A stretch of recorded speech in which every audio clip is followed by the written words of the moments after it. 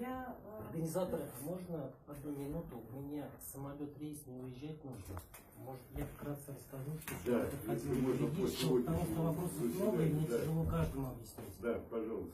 С вашего позволения. Спасибо. Еще раз здравствуйте. Меня зовут Рамиль Ахмадалиев, я адвокат. Мы сегодня участвовали в суде. Просто возникло много разных вопросов. Я вам скажу только про юридическое, чтобы было понятно, что происходило, что произошло сегодня и что, возможно, произойдет. Сегодняшний процесс судебный и сегодняшний – это не обычный судебный процесс, который происходит в районных судах, которые вы видите, да? Понятный, есть стороны, есть доказательства, прения, ну и так далее. Сегодняшний процесс специфический, потому что регламентируется специальным законом. Там нет обычных процедур. Я занимаюсь конституционным судом уже несколько лет и на своем счету имею 7 судебных решений дел по разным категориям с доведением до Конституционного суда. Я скажу так, что процессуально необычно, такого в практике Конституционного суда не было, что нам удалось через Конгресс, а потом через группу депутатов убедить Конституционный суд не просто сидеть ждать, а убедить их нас пригласить. Такого раньше в практике не было. И более того, такого в законе даже не прописано.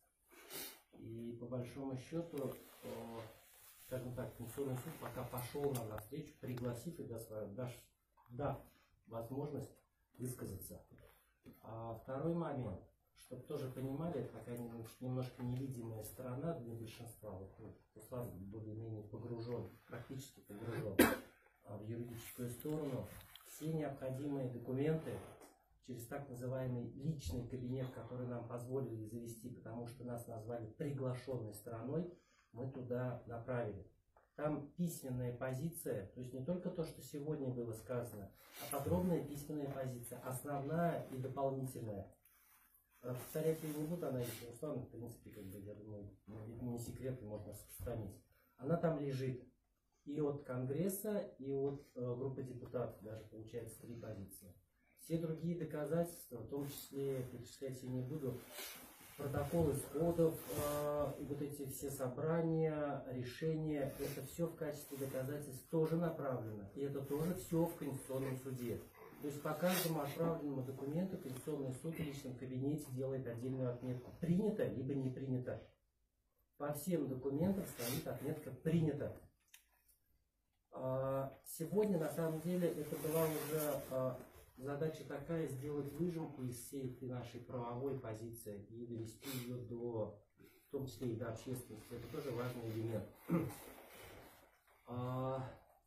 Еще один момент, тоже процедурный, процессуальный, чтобы тоже было понятно. Я уже говорил, немножко наш странный статус, не потому что так Конституционный суд захотел, а потому что закон, федеральный конституционный закон о Конституционном суде такой. Наш статус был статус приглашенных лиц. Мы не были участниками. Мы были лица, скажем так, условно третьи лица, которым дали возможность один раз выступить. У нас не было традиционных процессуальных прав, как в обычном районном суде, задавать вопросы. Вопросов было много, но нам их не разрешили задавать. Нас перед процессом всегда что предупредили. В ходе процесса Зоркин фактически об этом высказался. Ну и закон таков, сформулирован такой, я не могу поменять этот закон. У нас не было права выступать, тут прений нет этапа, есть заключительная речь, так называемая. Но нам не дают такую возможность. Участниками полноправными были представители 3 адвоката главы Республики Ингушетия Ешкурова. Участниками полноправными были председатель же называется Народного собрания Ингушетия, полноправным и был адвокат, представляющий интересы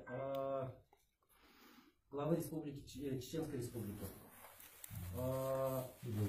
Нет, Даудов не был полноправным участником, он, как ему, был приглашенной стороной. Он выступил один раз, ему в заключительной части Зоркин не предлагал выступать точно так же, как и нам. Все остальные это тоже были приглашенные. Наш плюс единственный был то, что нам удалось в этот процесс немножечко зайти процессуально пораньше и пораньше направить большой блок документов. Какое будет решение, я прогнозировать не берусь. Вы все, как бы, в принципе, взрослые люди, трезво оцениваете ситуацию. Не знаю. Единственное, что хочу сказать, многие об этом говорят. Конституционный суд – это не однородная масса единомышленников. Динамик здесь тоже частенько как бы сталкивается. Там есть разные судьи с разным мнением, в том числе, которые высказывают и особые мнения. Там будет обсуждение. Для меня сегодня было важно услышать позицию приглашенных лиц, как и нас, представителей федеральной власти. Я рассчитывал, последнего надеялся, что, во всяком случае, представитель президента, господин Кротов, ну, скажем так, лично, конечно, выступать и поддерживать нашу позицию он, наверное, не решился бы, но я рассчитывал, что он хотя бы не придет или промолчит. Ну, такое право есть. До последнего надежда такая теплилась. Он выступил против нашей позиции. По большому счету, вот все, что удалось юридического, когда будет постановление, я вам не скажу, об этом сообщат дополнительно, это будет на официальном сайте. Обычно уходит на это месяц, но учитывая то, что этот процесс идет ускоренными темпами, я думаю, в течение недели-двух будет некое постановление. Постановление, еще раз, то, что вы будете читать, это то, что не будет особой новостью, это все постановления Конституционного суда в силу закона будет содержать следующее. Там не будет описания наших выступлений, там не будет описания амикусов курия, это заключение экспертов. Кстати, тоже одно из доказательств. Лукьянова для нас писала, профессор, один из лучших специалистов по конституционному праву. Писали ваши эксперты, которых вы до этого приглашали. Это я тоже все отправил, это все там есть. Там не будет перечисления и показания Даутова или выступавших там представителей ТЭИПов, имама и так далее. Этого, как в классическом судебном решении, не будет. Там будет краткое описание, что возникла такая ситуация, будет описание с Конституционным судом Республики Ингушетия, а потом будет сухой юридический разбор Конституции, федеральных законов и региональных законов в чистом виде, только юридический анализ. То есть это основное отличие от всех классических судебных процессов. Каким еще раз будет, я не знаю. Да, Конституционный суд в последнее время очень часто критикуется по поводу того, что он принимает не юридические и правовые решения, а принимает политические решения. Это не секрет. Каким будет, я не знаю. Ну, как бы, если уж я берусь, я надеюсь на хорошее. Посмотрим, что из этого выйдет. Я пока прогнозировать и предлагать вам какие-то юридические ходы не буду. Все в рабочем порядке. Может, у вас какие-то идеи появятся. Будет постановление, будем думать. Если нужна будет там и наша помощь, юридическая именно, дадите знать, во всяком случае мы готовы. Тем более наш там, второй адвокат Андрей Сабин сегодня не смог подъехать, он постоянно работает тоже в вашем регионе. Я думаю, со многими из вас так или иначе знаком пересекался. Если какие-то вопросы есть по юридической части, по процессу, задавайте, я отвечу. Просто еще извините, у меня сегодняшний рейс, мне домой в Казань лететь. Тоже другие дела, да, конечно. Я вот по вашему прогнозу говорю, что вы не смогли, не будете прогнозировать, не можете. А вот до момента выступления гособвинителя, прокурор, там генерал, по-моему, лейтенант, да, женщина выступала. Ну, мне казалось, что более-менее нормальный процесс идет, но после того, как я послушал ее, мне показалось, что Крым дала полностью вся система, потому что тут мне показалось, что мы уже в худшей позиции оказались после ее выступления. Она не гособвинитель, это еще ну, раз я так, она представитель Генеральной прокуратуры, да. Она в числе приглашенных лиц. Ее позиция была, я вам как юрист говорю, так себе. На самом деле основная юридическая позиция наших оппонентов, посмотрите видео, оно в записанном варианте постоянно будет лежать на сайте Конституционного суда. Это позиция Клишца, это представитель Совета Федерации. И основная юридическая позиция. Вы не смотрите на красивые слова, вы смотрите на те выступления, там, где очень много приводилось грамотного юридического анализа. И такой грамотный юридический анализ, ну, как бы, нужно признавать, что он такой. Это у Клишца и у представителя президента Кротова. Они делали разбор. Представитель Генпрокуратуры, просто не в первый раз. Это так, дежурное выступление с повторением всех тех же доводов, даже в более глубокой форме. Вот основная сложная позиция это там. Поэтому оно просто, как бы, я тоже, чтобы вы понимали, Мы там готовились к процессу не только с Андреем, а привлекались очень много юристов, которые занимаются конституционным судопроизводством. И те, кто оценивал запрос Ефурова в Конституционный суд, он с юридической точки зрения вообще никакой. И, конечно же, мне тоже многие говорят, он же не должен был быть принят. Да, он не должен был быть принят, он принят. И никто обратно этого повернуть не может. Он не соответствует критериям просто элементарным законам допустимости. Ну, если я напишу такой же запрос аналогичный, мне его не примут, потому что я элементарно хотя бы одним предложением должен был написать, что какое-то соглашение соответствует каким-то статьям. Или Конституционный суд Ингушетии указал, что это соглашение противоречит Конституции России, а он и на это право не имел. Они этого даже элементарных вещей не написали, но все равно был принят. Да.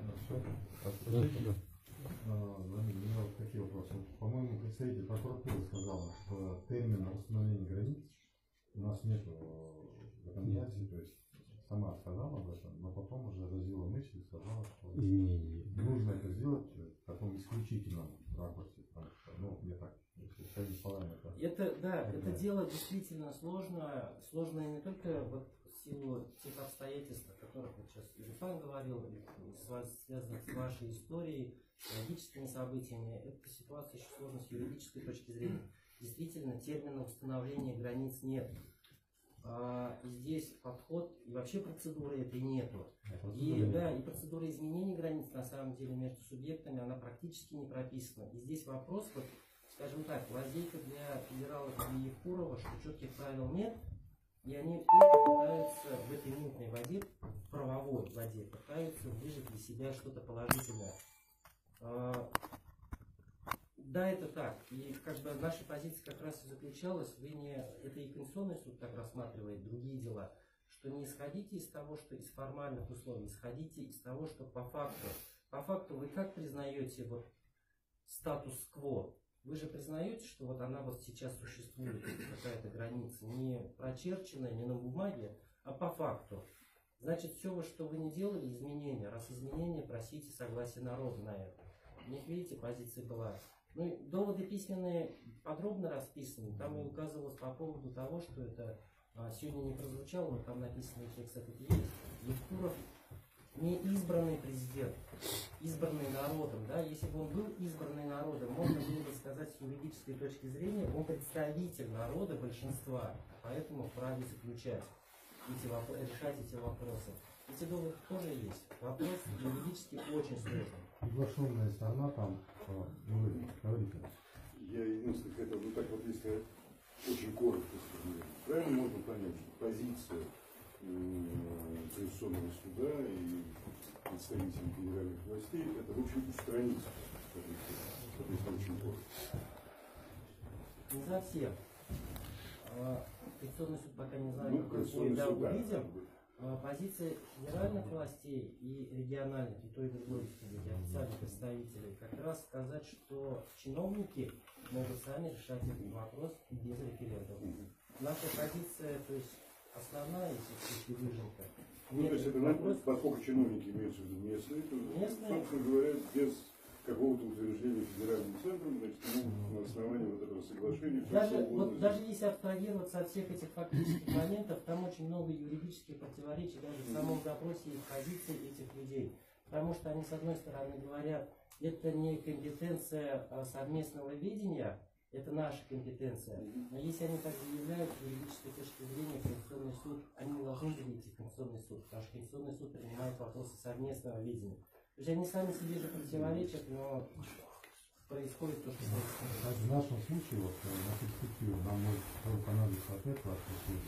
Потому что у нас есть фонд всей Осетии. Она претендует там где-то на 800 гектаров земли. И теперь Ефуров, в принципе, если Конституционный суд примет, он теперь может без нашего согласия также подписать договор уже с руководителем всей Российской. Это опасный тренд на самом деле не только для вашего субъекта, для вашей республики. Вот мы просто сейчас уже обсуждали, с юристами обсуждали. У нас губернаторы и главы как назначаются? Назначили технического главу. Пришел он на год, на два. Отдал территории и ушел. это опасность, вообще тенденции даже не только на Северном Кавказе, это опасная тенденция вообще для России. То есть чиновник может прийти, просто взять своим решением волевым и отсечь или присоединить какие-то территории. Но как бы это очень чувствительный момент. Ведь речь идет не о дачных участках, да?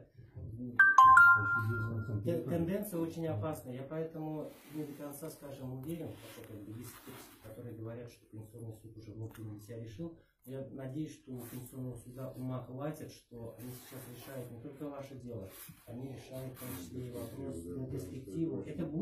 Это решение будет прецедентным для России. Да. Поэтому очень опасный прецедент. Между Ивановской и Костромской областями, наверное, не будет конфликта. Да? Но есть Поволжье, например, где тоже достаточно. У нас есть много народов федерации, которые действительно не, скажем так, не по месту проживания, а именно которых объединяет культура, традиция, религия, ну и так далее, и так далее. Ну, тоже Татарстан, где я являюсь. Да, у нас таких споров территориальных нет с соседними республиками. Но таких республик довольно-таки много. В той же даже Сибири вроде бы достаточно. То есть места локального проживания, есть да. Северные народы, где тоже все очень непросто. И Малоненецкий округ, он очень сложный на самом деле. Да. Еще вопросы? Владимир. Да, вопрос такой.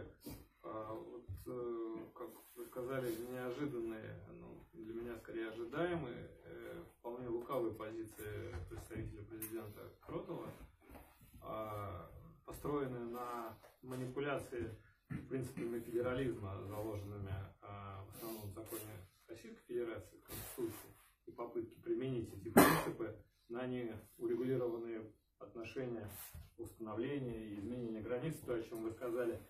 Не видится ли вам на самом деле попытка такого откровенно правового демонтажа принципов федерализма в принципе, когда декорируется, это уважением принципов федерализма, а на самом деле указывает на тренд федеральной власти сужения вот этого коридора самостоятельности федеральных субъектов, входящих в федерацию? Я думаю, понятен вопрос? Да, два момента. Первый — это та старая тенденция, когда федералы четко демонстрируют свою такую власть, жесткое управление ручное, когда они считают, что могут решить каждый вопрос, и это развитие того же тренда. Второй вопрос, мне кажется, еще есть, увидим еще со временем, может появятся какие-то доказательства и, в принципе, информация уже сейчас есть. За всем этим вопросом есть элементарное просто решение финансовых личных вопросов. Вы свою территорию лучше знаете о ее богатствах и чего и как там, кто хочет. Вопрос не в традициях, прикрываясь такими принципами федерализма, традиции люди еще решают, судя по всему. Посмотрим, что из этого получится. Насколько я знаю, есть люди и группы, которые занимаются, скажем, общественным расследованием этих обстоятельств. Посмотрим, что им удастся собрать в этой части, как это удастся подтвердить. Да. И еще один вопрос, если позволите. Запрос Евкурова, как вы сказали, вполне противоречивые с юридической точки зрения, демонстрировал попытку уйти от инспекции решения Конституционного суда Ингушетии в направлении признания конституционности соглашения между главами республик и закона в принципе. И в этом смысле позиция Кротова на этом и строится, что республиканский Конституционный суд не мог рассматривать, с одной стороны, этот вопрос, поскольку он затрагивал интересы не только Ингушетии, но и Чеченской республики, а с другой стороны, он не инспектирует само решение Конституционного суда, а проверяет конституционность этого соглашения, правомочий глав субъектов на заключение его соглашения и порядок ратификации. Тоже была подмена о том, что народ же представлен парламентами, в данном случае народными собраниями, поэтому народовластие реализовано через ратификацию соответствующими законодательными органами. В итоге Конституционный суд будет о чем решение писать? Понятно сейчас и после той позиции и Кротова, и там, ну, понятно, что поддержанные такой позицией Генпрокуратуры, Совет Федерации, там, по-моему, Совет Федерации вообще промолчал, сказал, что поддерживают. Да. И так далее. Вот. Нет, это не Минюст, да, Минюст. Что, о чем вообще будет решение? Это понятно? Решение о чем будет непонятно, потому что даже с точки зрения юридической науки и практики конституционного производства вопрос действительно тонкий, сложный, разграничение компетенций. И такие уже проблемные дела, например, Челябинское дело известное, да, там где уставный суд по социальным гарантиям, местный закон, уставный суд сказал, он противоречит местному уставу, субъект Федерации области, Конституционный суд пересмотрел. В то же время есть позитивное решение, связанное с Калининградской областью, там где границы определили муниципальных образований без учета мнения населения. Конституционный суд сказал, нет, по муниципальным границам нужно учитывать мнение населения. То есть практика, что писать не будет. И поэтому вот мы просто тоже обсуждали, ну, скажем так, Конституционный суд принял производство, мы не можем этому никак юридически и правовым образом противодействовать. То есть тогда нам нужно сосредоточиться на содержательной части и что мы хотим на выходе. На выходе, скажем так, что бы я хотел увидеть, не знаю, что вы будете писать, но на выходе моя задача юридическая заключалась в том, чтобы в этом постановлении было указано, он может признавать это соглашение соответствующим Конституции, может не признавать. Это не суть важно. Главное, чтобы было там указано, что соглашение может действовать или там приобретает юридическую силу после одобрения на референдуме. Если там это будет фраза, я скажу, что я свою роль, мне удалось ее убедить, этих судей. Он может написать, что соглашение соответствует Конституции, но не вступает в юридическую силу. То есть принципиально, что вопрос установления или изменения границ затрагивает права всех людей, проживающих в этом регионе. Да, то есть на самом деле юридически, что можно выжать и получить на выходе, это вот это указание Конституционного суда на учет мнения населения. Если оно там будет, это будет плюс. Если не будет, как он это будет обосновывать, не знаю. Очень тяжко. По границам субъектов еще практики не было. И учитывая, что и законодательства по этому вопросу нет, что в голову забредет судьям, как они будут сейчас обсуждать там будут. И я думаю, дебаты будут бурные. То есть, по сути, скорее всего, закрытое совещание судей начнется с определения границ, в которых они этот вопрос рассматривают. Я думаю, обсуждаться все вопросы и терминологии, это все-таки установление или изменения. Они все равно зайдут в вопросы муниципальных границ, потому что там это тоже затрагивается. Тяжко не знаю, что будет, но, судя по всему, вот просто сегодня еще раз, лишний раз убедился, даже вот с Андреем Савининым обсуждали по результатам. Видели вы поведение, да, представителей Евтурова и вашего руководителя Народного собрания. Судя по всему, вообще идея, план такой заключался в том, что они сейчас быстро подают запрос, быстренько проводят заседание без всяких приглашенных, целуются там и получают некое решение. То есть, расчет же был такой, если все стороны заодно, суд должен принять соответствующее решение, которое все поддерживают. А тут мы ворвались со своим стандартным ходом, привлеките, давайте Конгресс, привлеките группу депутатов. То есть мы немножко планы им поломали. Поэтому сегодня представители общественности, в том числе с другой стороны, это, наверное, элементы некой игры, я бы сказал бы, из этой серии. А чья это игра? Почему они допустили вас игра, Конституционный суд, я думаю, Конституционному суду тяжело было отказывать в вызове приглашенных. То есть выслушивать мнение только тех, кто чиновников, понимая, что там ситуация общеизвестная, накаляется, и не пригласить, и не дать слова, и не выслушать, они не могли. Они просто упустили момент. Да, то есть, если бы это рассмотрели очень быстро, они могли рассмотреть это в течение недели, никто бы ничего не успел. Просто получилось, что в первые же дни, как только произошло решение о принятии производства, с Русланом были на связи, то есть там, я тоже Руслану сказал, тяжело, это вопрос не прописан, Руслан, мне нужно несколько дней, Руслан сказал, нет, надо сегодня ночью, чтобы была готова юридическая позиция, чтобы вступить в дело. Так же было, Руслан, да? Я же тебе говорил, что нужно много дней, что вообще юристов нет, нет действительно практики, это нужно было просто сидеть и чего-то на ходу придумывать, изучать практику, систематизировать ее. Мы немножко вот этим нестандартным путем, я думаю, как-то вмешались. Но я предполагаю, я не знаю, кто же поедет. Практически вопрос к вам будет. Вот сейчас нам надо что-то придумать, какой-то механизм. Последний вопрос от меня. Вот вы сказали, что теперь придется менять границы муниципального образования. Так ведь? Границы муниципального образования у нас были установлены в 2009 году. Там 6 РЗ, 5 РЗ, 2 закона. Теперь, так как административная граница будет изменена уже, нам придется уменьшать территорию Сунжского района. Мы можем каким-то образом законодательно препятствовать с помощью депутатов вот этих местного самоуправления, создать им какую-то проблему. Как вы думаете? Вот здесь юридически это нужно сесть немножко обсудить, то есть не сейчас